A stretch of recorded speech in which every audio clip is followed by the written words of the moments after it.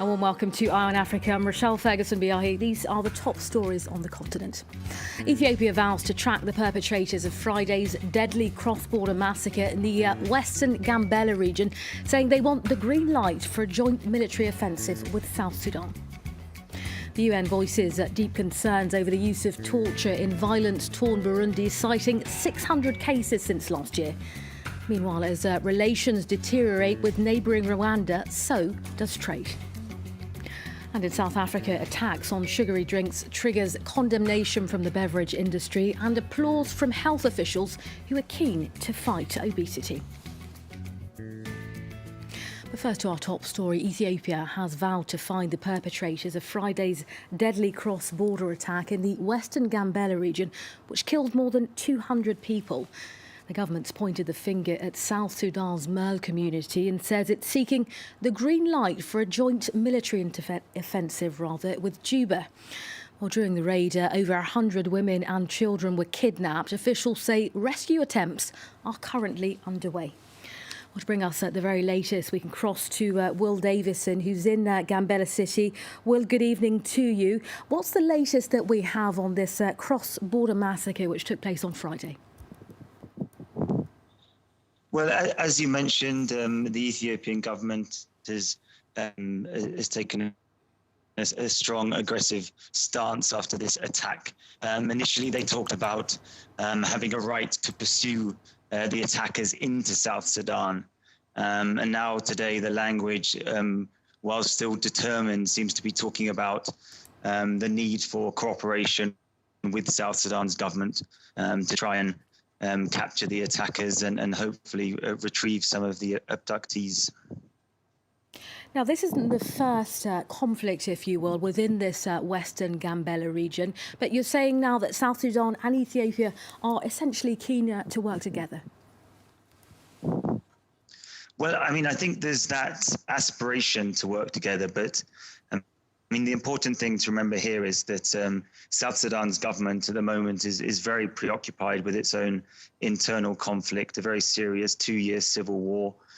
Former vice president turned rebel leader Riek Machar is set to return to Juba to take his part in a transitional government any day now. He was actually supposed to leave today, but it was delayed. So the South Sudan government really is preoccupied with that issue. There is going to be this kind of joint cooperation. That may happen in the months to come, but it doesn't sound like a practical suggestion for the days and weeks ahead. OK, Will Davison reporting for us from the Gambella region in Ethiopia. Thank you very much for keeping us up to date. Well, as you've just heard there, owing to conflict in the Gambella region, the long-awaited return of South Sudan's rebel leader Riek Machar has been delayed. Machar was due to return to the capital at Juba today to take up the post of vice president. This in line with a peace deal signed between Machar and President Salva Kiir. Well, conflict broke out in South Sudan back in December 2013 when Kiir accused Machar of planning a coup, triggering a cycle of retaliatory killings. Have a listen. We attribute it to logistical problems. Of course, all of you know that our leader, he is based in Pagak in South Sudan. To access Pagak to Juba, you need to pass through Gambella in Ethiopia. So all this contributed to his to cancellation of his arrival. Next, Libya's parliament has postponed a crucial vote on confidence on a new UN-backed unity government seeking to assert its authority. The international community sees the government of national accord as the best hope for resolving years of chaos in Libya. Officials say the vote, which was scheduled for today in the eastern city of Tobruk, failed to go ahead. That was owing to huge differences. The UN says it's deeply concerned by a sharp increase in the use of torture in violence-torn Burundi. One team on the ground said they'd registered at least 600 cases since tensions first spiralled a year ago. Well, the revelations come a day after UN Secretary-General Ban Ki-moon described the situation in Burundi as alarmingly precarious. For months, Burundi has levelled accusations at Rwanda, suggesting its government is supporting Burundian rebels and therefore stoking violence. Well, Kigali has strongly refuted those claims. The result, a sharp downturn in relations between the two countries. France 24's Nicolas Germain has the details for us. The thermal springs in Rugombo are well known in the region. But since last year, tensions between Kigali and Bujumbura mean the number of tourists has plummeted. Burundi accuses Rwanda of supporting Burundian rebels, a charge Kigali has always denied. Nowadays, we can go 3 days in a row without seeing one Rwandan tourist. It's because of the tensions between our two countries. Trade has fallen between the two countries. So Rugombo's residents now focus on Congo, which lies just the other side of the Ruzizi River. The crisis in Burundi is also an economic one, and many are looking for jobs in Congo. We work in the cassava fields in Congo. We get on well with the Congolese. Manufactured products like soap and matches are sent to Burundi, while bags of rice and cassava go to Congo. We have no problems with Burundi. We can cross over easily and can buy whatever we want in Rugombo. It's a clear consequence of the strained relationship between Kigali and Bujumbura. The ties between Burundians and Congolese are now much stronger than in the past. All right, time to bring you a look at some other stories making headlines on the continent. Gambia's defended the arrest of several opposition leaders and their supporters after the UN called for their immediate release. The opposition members were detained on Sunday after accusing the government of killing party leader Solo Sanding, who died in police custody. Washington has meanwhile condemned the arrest, calling them a severe response to recent peaceful protests. At least 2 people died and several were wounded as protesters stormed an airport runway in Mali's northern town of Kidal. Demonstrations came after French forces arrested several people suspected of links to Islamist militants. Protests appear to signal a deterioration in relations between foreign forces and the local community in the town.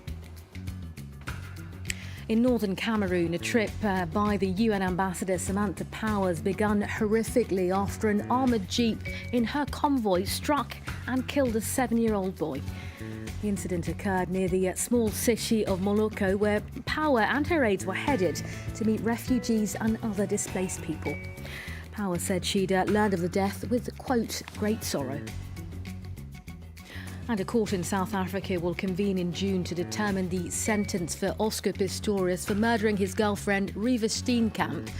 In March, the Paralympians' legal team failed to overturn a Supreme Court of Appeal judgment upgrading his conviction from culpable homicide to murder.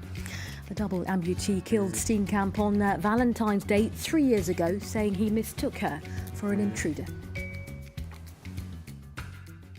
And finally, we stay in South Africa, where the country's finance minister has announced a tax on sugary beverages to be implemented as soon as April 2017. While the beverage industry are firmly against the idea, others hope it could just be the answer to curbing the country's obesity epidemic. South African soda lovers will have to brace themselves financially, as a new sugar tax is set to hit their favourite drinks next year. Though numbers have not yet been set, supporters are proposing a steep 20% levy, and consumers such as security guard Thomas Itole aren't happy about it.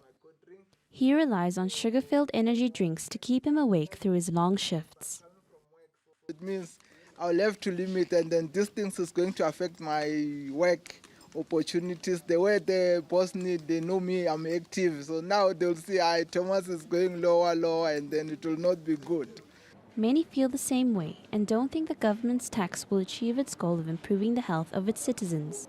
I don't think people would buy this, because if someone really likes something, someone will buy something that person likes. So I don't think it's a good idea to increase the prices. According to World Health Organization, 1 in 4 South Africans is obese. Advocates of the new tax believe it will help curb the risks associated with obesity. I think people need to realize that there are more people dying from obesity than from any other disease in the world. You will die from it prematurely. It's as simple as that. South Africa is the latest in a wave of countries to introduce the tax. Mexico imposed their sugar tax in 2014, while the UK is set to follow in 2018. But the beverage industry is coming out to fight the idea. There definitely will be job losses. And certainly the small business owners are going to be extremely impacted. You can imagine your small business owners in the townships who rely on beverages categories for their income. And this tax is just going to hit them very hard.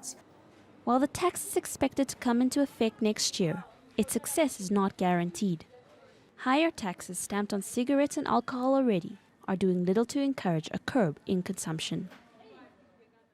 The Eye on Africa team is back in about 45 minutes' time. Do join us then. Up next, though, Mark Owen with more international headlines.